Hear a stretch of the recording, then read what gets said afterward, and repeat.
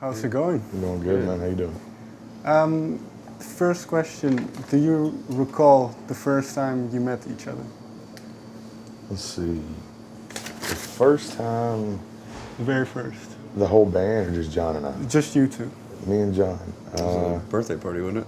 I think it was a birthday party for this girl we both knew. Yeah. And we were hanging out there, and we got talking about music that day, and had that common bond, and ended up both being in the high school band together. So We hated each other kind of at first. Yeah, hated each other. I was the older guy. John had just moved up from Florida, so I was the more serious one, and he was, younger and just wanted to have a good time. Right on. I think it's still that way though. But still, in terms of music, there was a connection. Oh yeah, we common were bond. listening to "Life in the Fast Lane" by the Eagles was playing. Yep.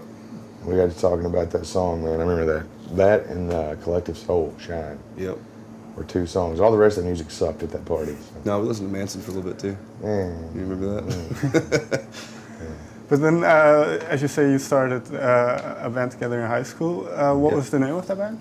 No, it was actually the high school band. Oh, okay, okay. Yeah. Like the trumpets and all that shit. And Oh, so it wasn't like a rock band, but it was... No. With the first band we were actually all in together was the Metcalfe County High School marching band. Yep. We were John, and I were all in the drum line. Okay, okay. And did it, well, this might be a stretch, but did it influence you in any way musically? I think it helped. I don't know that it influenced us, but I think that it definitely helped because the three of us had been used to playing music together. All three of us playing drums and in the lines. So the percussiveness of the band was really a lot helped. easier. It helped out a lot, yeah. Yeah, but I mean, like that was in 1998. Yep. And we all did that for like the next 3 years? 2.5, 3 years. Okay. And then in early 2001, around like February, like we had all played together off and on musically, over the 3 years. And it just never was right. We could never get everybody on the same page. John played guitar back then. And then in early 2001, around February of that year, I think, John Fred called me and he's like, "Hey man, we need to start a band. We need to start playing music." He's like, "But I don't know any bass players. We've tried everybody and it just doesn't work." And I was like, well, maybe I could call John and convince him to play bass instead of guitar. and I called John. I was like, "Hey dude, so like we want to start this band, but we want you to play bass." And he's like, "Dude, okay, cool, whatever." Yeah, whatever. Okay. And John didn't have a bass, so he borrowed my dad's bass and bass amp. I traded a Strat and a 212 Fender combo amp to his dad for a Washburn like P-bass copy, and a Crate 212 combo guitar amp. Then I traded that to a PV. That's right. To a PV, a single 15 combo bass amp. That blew the speaker out of in like a week. But John came over to my house that afternoon. That was on a Saturday. And like I had played bass quite a bit for my dad, just like in cover bands back home. I was like, "Man, I don't know a lot about bass, but here's what I know." And he took it and ran with it, man. Like, I guess technically I showed you how to play bass a little bit. You got him to start? Got him started. But so we did that, man, and we went down to the practice house the next day. Sorry to interrupt, but what was the... What changed in 2001 that it did work out? Was it simply Ben Wells? Well, before that though, I think the fact that we got John to play bass, because that was the big thing. That there were plenty of guys around to play guitar, but there wasn't anybody that played bass. And at that point, it was just like we wanted to do like this blues rock thing, with John, Fred, John, and myself, and that's what we did. We got together the next Sunday, and I remember we jammed on this one blues progression for like an hour and a half. Yeah. And there's actually a recording of it somewhere. Excuse me. But like, we kept playing, and like we played like a talent show at the high school or something with a couple songs we had written. Yep.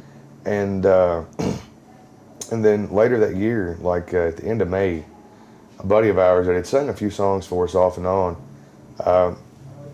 His name is David. He came down and like, he actually ended up being like the first guitar tech that Blackstone Cherry ever had.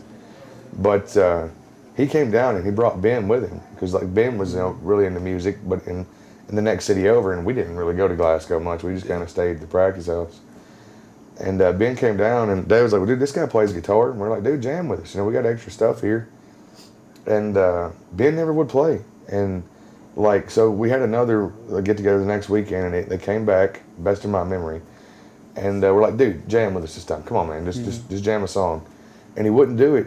And John Fred went outside to do something, and I sat down behind the drums and started playing, and John was playing bass, and we're like, dude, just play guitar, man. And he finally picked up the guitar, and we started jamming, and like, you know, we had kind of interchanged each other.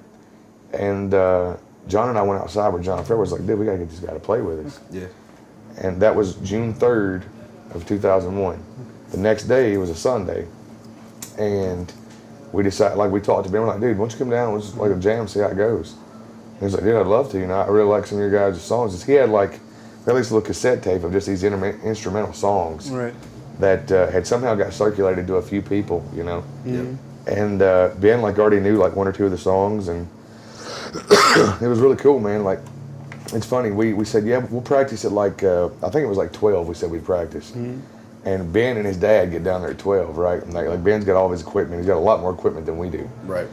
And none of us showed up till like 2 o'clock because we're always like a couple hours late. Right. I mean, it was like, damn it, first day of practice, and nobody's even here, man. These guys stood me up, you know. But we ended up getting together that day, and I think we wrote our first song that day. Yep. Which is a song called "Walking" back then, and it turned into the song "The Key" off the Folklore and Superstition record. But man, it's been the four of us ever since. You know? Yeah, Ben rolled into the house with a 412 cab, a 212 combo, like 3 guitars. Chris and I were both playing through these little combo amps. We had like one instrument apiece. He came in, we were like, dang, this dude's ready to tour. Yeah, man.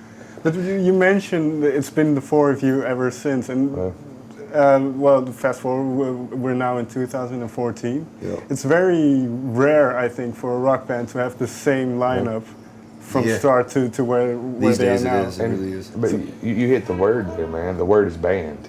Yep. You know, I mean, the thing, the idea goes back to the fact that a band is 3 to however many people, or 2 people in some instances. You know, White Stripes, the Black Keys. You know, a lot of these bands are 2 people. But the thing is it was the 4 of us who had the same ideas in 2001.